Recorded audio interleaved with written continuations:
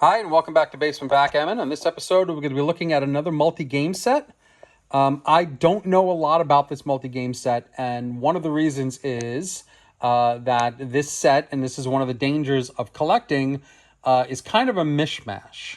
Some of the parts in here are original to the set, some are not. I'm going to go over some of that in a minute, and it is very difficult to understand exactly who made this set. However, it is very interesting. It's a very large set. It's quite long. You can see my arm here is my elbow to my arm. So it's a long set. It's probably 18, 19 inches across and about similar size width, 20 inches in that range, 21 inches. So it's large. It's meant to be a suitcase, whereas my other multi-game set that I posted earlier a couple weeks ago, this is the one over here, is more of a trunk. It's got handles on the side. This one is meant to be a suitcase, but over time you can see that the locks, the screws came off the locks on the top. So I've left that. I've not fixed that, and I may or may not do that, but the screw came off here. So there's no point of my lifting it up. This will just stay open.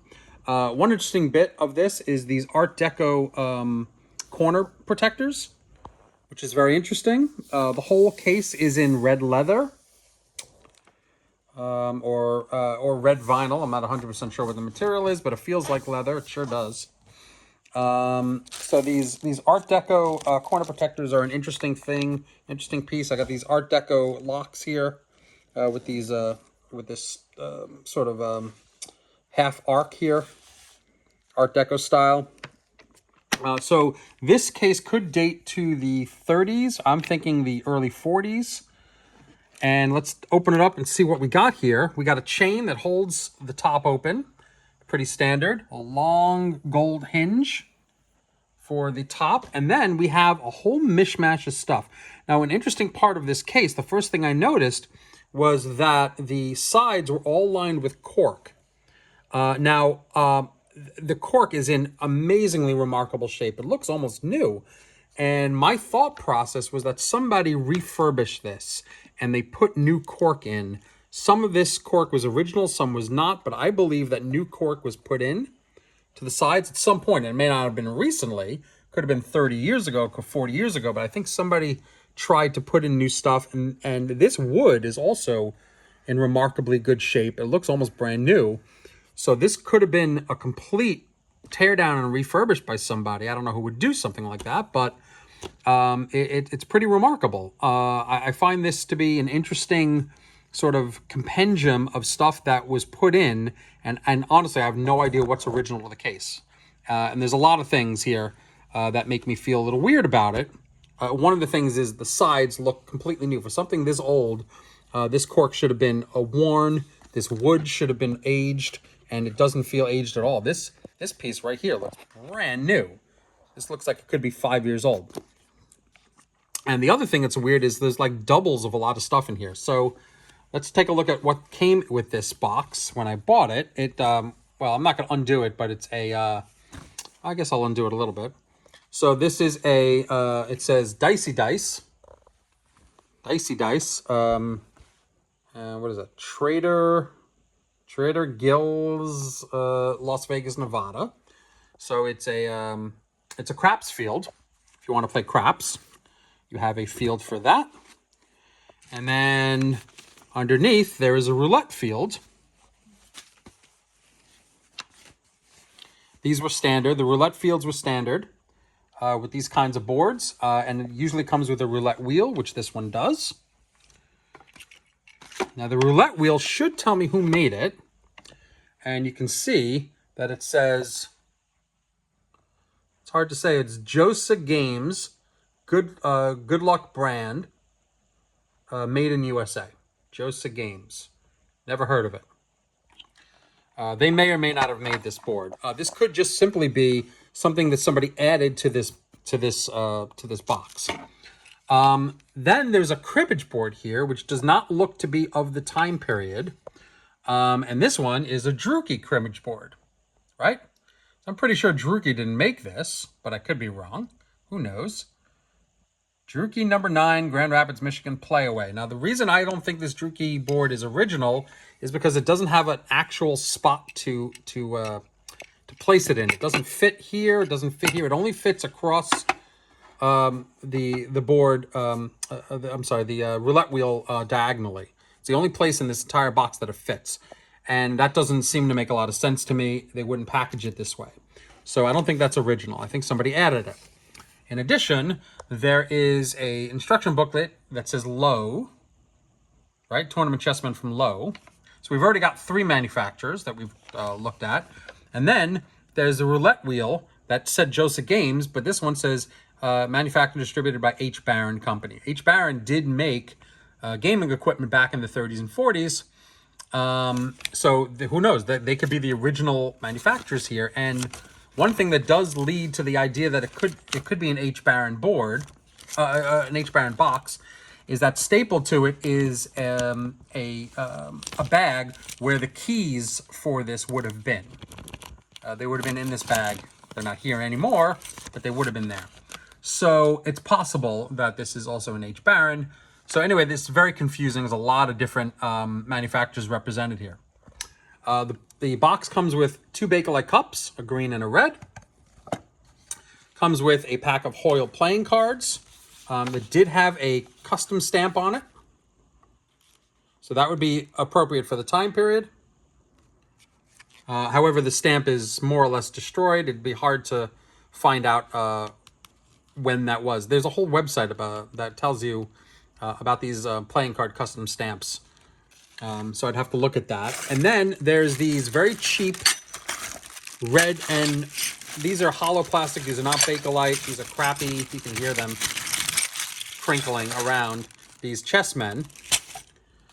But then there's a whole nother set of chessmen which are better quality, larger and better quality. So I don't know why I got 2 sets of chessmen in this board.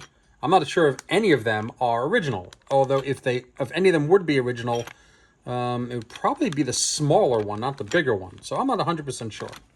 My feeling is some antique dealer maybe refurbished this whole thing at some point and decided to dump a bunch of stuff in it that they thought would belong. The dominoes are likely original. They fit directly into this box, which is very nice. These are nice Bakelite dominoes. So these are probably original to the board. And then you got a whole bunch of playing cards, most of which probably not original to the time period. These playing cards probably come from the 1960s or 70s, maybe even the 80s, some of them. You've got a little box that comes out here with a bunch of different dice for various things. There's put and take dice, there's poker dice, there's regular dice, there's whatever this game is with 1, 2, 4, A, I have no idea. Probably the put and take. And there's another little thing here. It's an empty box. And underneath, you have your backgammon checkers. So these are 1 1/4 inch thin Bakelite backgammon checkers in green, beautiful green and butterscotch with a doubling cube. Hidden all the way at the bottom down there. And there's a full set of 30 in there. I've already counted. Now comes the interesting part. So a lot of these boxes do come with poker chips, Bakelite poker chips and caddies. This one happens to come with 2 sets of poker chips and caddies, which, again, I don't think would have been standard in a box like this. I don't think it would have come with 2 sets. It seems like a lot to come with 2 full sets of poker chips. So my feeling is this whole thing probably was torn down and redone. However, I'll put that in later. Let me bring out these caddies. They're absolutely beautiful. This caddy is a green Bakelite caddy with green and yellow swirl. It's heavy. It's really, really nice. And it comes with these gorgeous sets of Bakelite poker chips in a blue moon color, butterscotch color, and a red color. And there are 2 of them. There's 2 sets of them, identical.